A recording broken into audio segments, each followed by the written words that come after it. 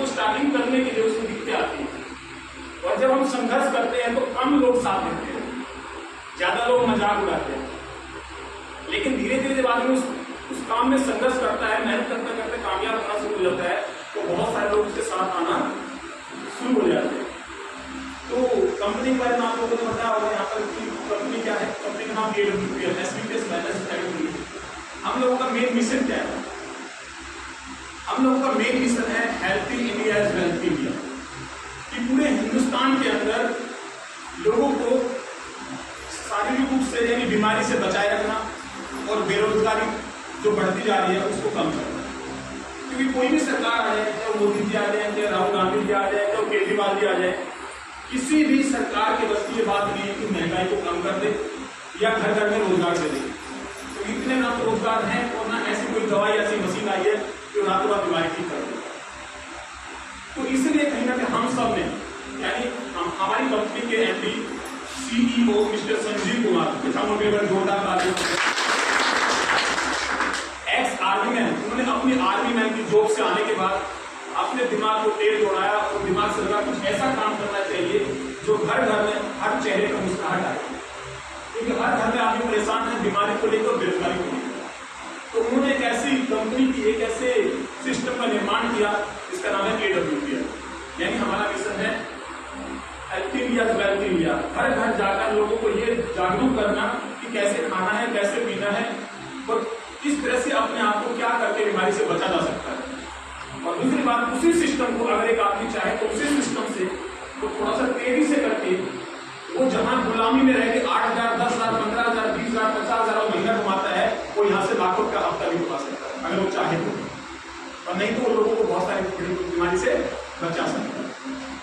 तो अब किशन ने बताया हुआ है आपको इस प्लान के बारे में। मैं अपने बारे में बताऊं तो मैंने भी स्टार्ट किया था आज से लगभग 4.5 साल पहले। बाई कॉलेज से मैंने MA इकोनॉमिक्स किया था, उसके बाद बाई प्रोफेशन मैंने टीचिंग लाइन किया, सेल्स लाइन किया, कंपनी के अंदर एरिया सेल्स मैनेजर रहा, कॉन्टैक्ट लाइन में सेल्स ऑफिसर रहा। यानी आदमी पैसे के लिए क्या नहीं करता, हर आदमी पैसे के लिए कुछ ना कुछ करता है। कोई भी इंसान हो, इसको पता लग जाए कि यहाँ से पैसा मिलेगा, वो वहीं भागने की कोशिश करता है। आप सभी देखो बहुत सारे लोग होते हैं अपने प्रांत से, कोई बिहार से, कोई यूपी से, कोई हरियाणा से, अपने घर से 1,000 किलोमीटर जाके रहता है और 3 महीने 6 महीने अपने बच्चों से मिलने आता है, एक सप्ताह में आता है, या फिर पूरी फैमिली को लेकर इलाज चला जाता है। कारण पैसा। ये तो कोई भी इंसान ना तो अपने बच्चों को छोड़ खुद से, ना अपनी मैडम को छोड़ खुद से, ना अपने माँ बाप को छोड़ खुद से। कारण क्या है? पैसा। तो ये पैसा इतना जालिम है ना कि ये इंसान को उसके माँ बाप से दूर करवा देता है, उसके परिवार से दूर करवा देता है। लेकिन क्या करें, बिना पैसे कोई काम भी नहीं चलता। क्यों कहते हैं बाप बड़ा ना भैया सबसे बड़ा, बाप बड़ा ना भैया सबसे बड़ा भैया, ये सच्चाई है। तो इसलिए कहीं ना कहीं हमारे MD साहब ने दिमाग लगाया कि कुछ ऐसा सिस्टम बनाया जाए कि लोगों के चेहरे पर मुस्कुराहट भी रहे और लोग अपना मन चाह पैसा कमाए और अपनी मर्जी से जहां रहे वहां रह सकते हैं। ऐसा नहीं कि फाउंडेशन में हो।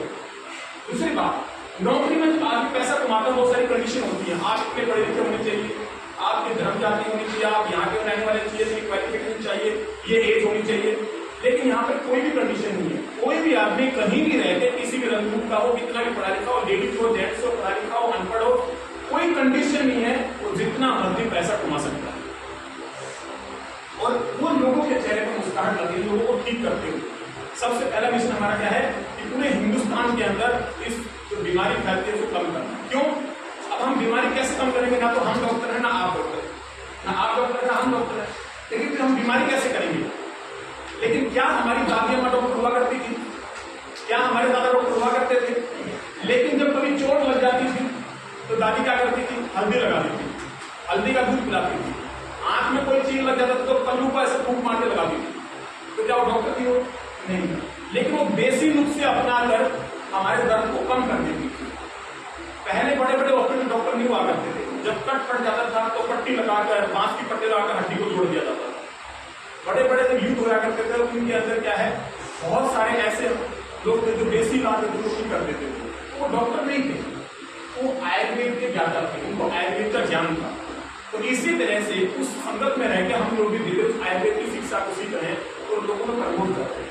तो हम घर घर जाकर लोगों को यही बताते हैं कि एक आदमी हमारी सारी बात को नहीं मानता, लेकिन 10 आदमी से 2 आदमी 2 बात की मान लेंगे तो हमारा हम घर घर जाकर लोगों को कहते हैं कि भैया बीमारी से बचना चाहिए। बीमारी से कैसे बचेंगे?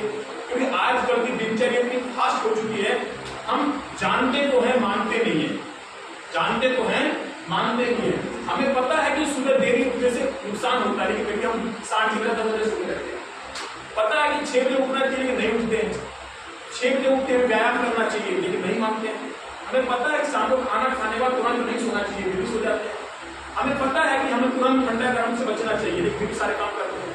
तो हम एक आदमी से कहते हैं कि सुबह उठते समय अगर सुबह उठते हैं तो हमें, आजकल हम इतने एडवांस हो गए, पढ़े लिखे हो गए कि सुबह उठते क्या करते हैं, बुक्स करते हैं और अपने बच्चे को करवाते हैं। लेकिन आयुर्वेद कहती है, आयुर्वेद के माध्यम से हम कहते हैं कि जो सुबह उठते हैं तो हमें बुक्स नहीं करनी चाहिए। पहले क्या होता, आप देखो बड़े बूढ़े क्या होता, दातुन करते थे, लेकिन आज इस बुक्स ने हमारे मशीनों को, दांतों को खराब कर दिया। हर घर के अंदर पैसोमेंट को सबके दांत खराब क्यों होते हैं? लेकिन आज हमारे बुजुर्ग थे, हमारे माँ बाप, दादा भी उसके मसूले हुए दांत क्या मजबूत पाएंगे और हम सब गायब भी देंगे।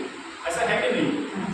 तो इसमें कहा जाता है कि सुबह उठ के हमें क्या करना चाहिए, एक गिलास ब्रश करने से पहले एक गिलास गुनगुना पानी पीना चाहिए।